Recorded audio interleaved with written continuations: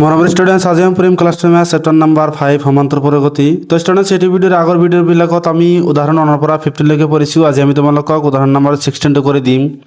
উদাহৰণ নম্বৰ 16 কি কৈ চাবা, এটা টিভি সেট উৎপাদনকাৰী উদ্যোগে তৃতীয় বছৰত 600টা আৰু সপ্তম বছৰত 700টা সেট উৎপাদন কৰিলে প্ৰতি বছৰে উৎপাদন এটা নিৰ্দিষ্ট সংখ্যা সুষমভাৱে বাঢ়ি যোৱা বুলি ধৰি তলত দিয়াবিলাক নিৰ্ণয় কৰা। প্ৰতি সুষমভাৱে মানে কি সমানে বাঢ়ি যাব। এক নম্বৰ কি কৈছে চোৱা, প্ৰথম বছৰৰ উৎপাদন, 2 নম্বৰ কি কৈছে দশম বছৰৰ উৎপাদন আৰু 3 নম্বৰ কি কৈছে প্ৰথম 7 বছৰৰ মুঠ উৎপাদন। এই তিনিটা আমাক সলভ কৰিব কৈছে। তো ষ্টুডেণ্ট এইটো তোমালোকক আমি সলভ কৰি দিম চোৱা। তো ষ্টুডেণ্ট আমি লিখি লৈছোঁ যে দিয়া আছে এই 3 মানে আমি কিমান জানো, তৃতীয় বছৰত কিমান দি আছে 600 আৰু সপ্তম বছৰত কিমান দি আছে 700। আমি তেনেহ'লে সাধাৰণ ৰাশিটো কি জানো, সাধাৰণ ৰাশিটো আমি কি জানো ষ্টুডেণ্টছ, তৃতীয় পদ মানে a 3 ইজিকল কিমান জানো a প্লাছ 2d। এইটো আমি কি জানো সাধাৰণ ৰাশি তৃতীয় পদৰ ইজিকল আমাক কিমান দি আছে 600। তাৰপিছত সপ্তম পদটো আমাক কিমান দি আছে a 7 ইজিকল কি ধৰিম a প্লাছ 6d ইজিকল টু এইটো কি 700। এটা তোমালোকে সমীকৰণ 1 নম্বৰ দিব পাৰা, এটা তোমালোকে 2 নম্বৰ দিব পাৰা।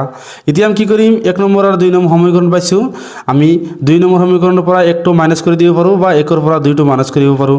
আমি লিখি দিম যে 2 - 1 ইজিকেল টু 2 মানে আমি কিমান জানো, ইয়াৰ পৰা আমি লিখিম a plus 6d is equal two 700 আৰু 1 নম্বৰটো কি আছে a plus 2d equal to 600। Minus কৰি দিয়া, ইয়াত কি আছে প্লাছ মাইনাছ হ'ব, এটি প্লাছ আছে মাইনাছ হ'ব, এটি প্লাছ আছে মাইনাছ হ'ব, এ কেঞ্চেল যাব। 6টা ডিৰ পৰা 2টা ডি মাইনাছ কৰিলে কিমান থাকিব 4টা ডি ইজিকেল টু 700 পৰা 600 মাইনাছ কৰিলে কিমান থাকিব 100। চোৱা ডি ইজিকেল টু আমি কিমান লিখিব পাৰোঁ 100 ডিভাইড বাই 4। এইটো কি ইয়াৰ লগত পূৰ্ণ হিচাপত আছে, সফলে গ'লে কি হ'ব ডিভাইড। আমি 4ৰে যদি ইয়াক ডিভাইড কৰি কিমান পাওঁ 25। তেনে সাধাৰণতে আমি কিমান পাইছোঁ 25। এতিয়া আমাক এ উলিয়াব লাগে, তেনেহ'লে আমি কি কৰিম d2 1 নম্বৰ বা 2 নম্বৰ যিকোনো সমীকৰণত পেলাই দিলে এটো ওলাই যাব। মানে প্ৰথম পদ আমি কি কৰিম ডিৰ মান 1 নং সমীকৰণত বহুৱাই পাওঁ। 1 নং সমীকৰণটো কি আছিল, 1 নং সমীকৰণ আছিল a plus 2d equal to 600। মান বহাই দিয়া, এ আমি নাজানো, প্লাছ 2 ইনটু d মানে আমি কিমান জানো 25 ইজিকেল টু 600। a প্লাছ এইটো পূৰণ কৰিলে কিমান হ'ব 50 ইজিকেল টু 600।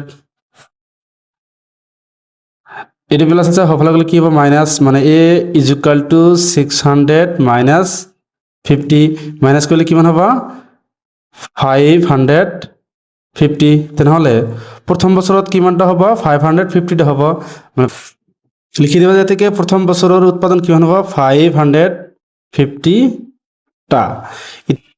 তাৰপিছত আমি দেখিম 2 নম্বৰ দশম বছৰৰ উৎপাদন, দশম বছৰ মানে আমি কি জানো a 10 সাধাৰণ সেইটো কি জানো আমি a প্লাছ 9d। তো ষ্টুডেণ্টছ এ মানে আমি কিমান জানো 550 পাইছোঁ অলপ আগতে, প্লাছ 9 ইনটু d মানে কিমান জানো 25। তোমালোকে লিখি দিব পাৰা a ইজিকেল 550 আৰু d ইজিকেল কিমান জানো 25 ইয়াত লিখি দিব পাৰা। তো চোৱা 550 প্লাছ পূৰণ কৰি দিয়া 5 9 যা 45ৰ 5 হাজাৰ থাকিল 4 9 2 যা 18 আৰু 2 কিমান হ'ব 22 হ'ব, কিমান হ'ব 22। এতিয়া যোগ কৰি দিয়া 5 আৰু 0 যোগ কৰিলে কিমান হ'ব 5, 2 আৰু 5 যোগ কৰিলে কিমান হ'ব 7, 2 আৰু 5 যোগ কৰিলে কিমান হ'ব 7। তেনেহ'লে দশম বছৰৰ উৎপাদন কিমান হ'ব 775। তো লিখি দিব লাষ্টে যে এতেকে উৎপাদন ইজিকেল টু 775 টা। এইটো হ'ব কি 2 নম্বৰ উত্তৰ। এতিয়া আমি 3 নম্বৰটো কৰি দিম। 3 নম্বৰ আমাক কি কৈছে যে প্ৰথম 7 বছৰৰ মুঠ উৎপাদন কৰিলে তেনেহ'লে আমি কি কৰিম, এতিয়া যোগফলৰ ফৰ্মুলাৰ সহায়ত আমি মুঠ উৎপাদনটো উলিয়াম। চোৱা তাৰপিছত আমাক 3 নম্বৰ কি কৈছে যে প্ৰথম 7 বছৰৰ মুঠ উৎপাদন উলিয়াব কৈছে, তেনেহ'লে আমি যোগফলৰ ফৰ্মুলা ইউজ কৰিম। যোগফলৰ ফৰ্মুলা আছিল SN equal to n divide by 2 into 2a plus n minus 1 into d। তো ষ্টুডেণ্টছ চোৱা এ মানে আমি কিমান জানো ষ্টুডেণ্টছ, এ মানে কিমান পাইছোঁ 550 আৰু d মানে আমি কিমান পাইছোঁ students 25।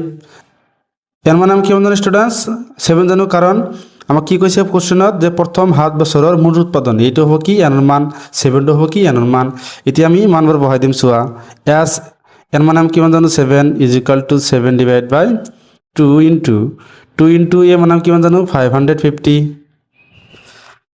Plus n minus 1 n মানে কিমান জানো 7 minus 1 into d মানে আমি কিমান জানো 25 7 divided by 2 এর পূরণ করলে কিমান হ'ব 2 0 যা 0 2 5 যা 10 হাত থাকিল 1 হাত কিমান আছে 1 2 5 যা 10 হাত কিমান আছে 111 হ'ব প্লাস 7 এর পর 1 মাইনাস করলে কিমান হ'ব 6 into 25 তো সোয়া স্টুডেন্টস এতে আমি কি করিম সোয়া 7 divided by 2 into 110 plus পূরণ করে দেয়া 6 5 যা 30 হাতে থাকিল 3 2 6 যা 12 আর 3 কিমান হবে 15 সো যোগ করে দিয়া 7 divided by 2 0 আর 0 যোগ করলে কিমান হবে 0 5 আর 0 যোগ করলে কিমান হবে 5 1 আর 1 যোগ করলে কিমান হবে 2 কিমান আছে 1 আমি যদি 2 রে যদি এক ডিভাইড করি কিমান হবে সোয়া 2 রে যদি আমি 12 ডিভাইড করি কিমান পাবো 6 তারপর কিমান থাকে 5 5 যদি আমি 2 ডিভাইড করি কিমান বার ভাগ যায় 2 বার এত কিমান বেশি থাকিল 1 1 টু ইয়াত বহাই দিয়ে কিমান হবে 10 10 কে আমি 2 রে ডিভাইড করলে কিমান হবে 5 তাহলে আমরা কিমান পাইছো 7 into 6 to 5 এটা পূরণ করে দিয়া এতিয়া 5 7 যা 35 5 হাত থাকিল 3 7 2 যা 14 আর 3 কিমান হবে 17 হাত থাকিল 1 7 6 যা 42 আর 1 কিমান হবে 43 তেনেহলে প্রথম 7 বছরের মোট উৎপাদন কিমান হবে 4375 টা তো লাস্টে তোমালোকে লিখি দিব পারা যে এতেকে প্রথম 7 বছরের মোট উৎপাদন কিমান হবে 4375 টা এটি আমার কি হবে উত্তর তো স্টুডেন্ট এটি আসলে কি এই চ্যাপ্টারের লাস্ট উদাহরণ এটি হবো কি আমার উত্তর তো স্টুডেন্ট চ্যানেল কি কৰিব লগিছিল স্টুডেন্ট যদি ভিডিওটি ভালো লাগে চ্যানেলটো সাবস্ক্ৰাইব কৰে দিবা আৰ তোমাৰ মতামত কমেন্ট কৰে জানাবা ইয়াৰ পিছত আমি চ্যাপ্টাৰ নাম্বাৰ 4 এৰ উদাহৰণ বিলাক চাম তোমালোকে মোৰ লগত থাকিবা থ্যাংক ইউ স্টুডেন্টস